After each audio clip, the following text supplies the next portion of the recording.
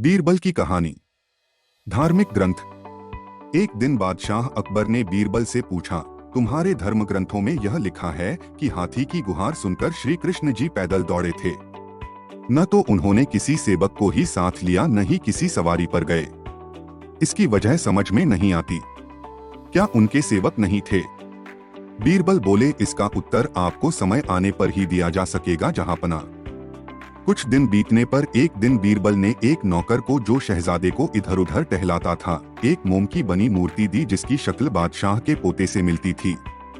मूर्ति अच्छी तरह गहने कपड़ों से सुसज्जित होने के कारण दूर से दिखने में बिल्कुल शहजादा मालूम होता था।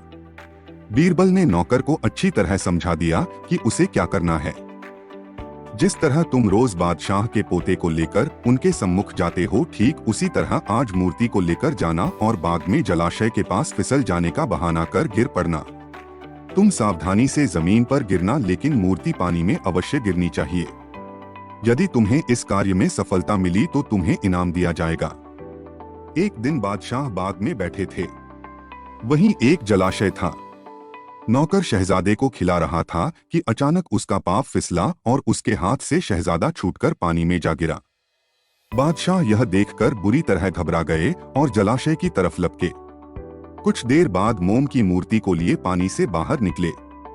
बीरबल भी उस वक्त वहां उपस्थित थे। वे बोले, जहांपनाह, आपके पास सेवक और कनीजों की फौज है, फिर आप स्वयं और वह भी नंगे पांव अपने पोते के लिए क्यों दौड़ पड़े? आखिर सेवक सेविकाएं किस काम आएंगे? बादशाह बीरबल का चेहरा देखने लगे। अब भी आपकी आंखें नहीं खुली तो सुनिए, जैसे आपको अपना पोता प्यारा है, उसी तरह श्री कृष्ण जी को अपने भक्त प्यारे हैं। इसलिए उनकी पुकार पर वे दौड़े चले गए थे। यह सुनकर बादशाह को अपनी भूल का एहसास हुआ। अन्य शानदार कहानियों के लिए चैनल को सब्सक्राइब करें। कृपया लाइक करें और कमेंट करें आपको कहानी कैसी लगी।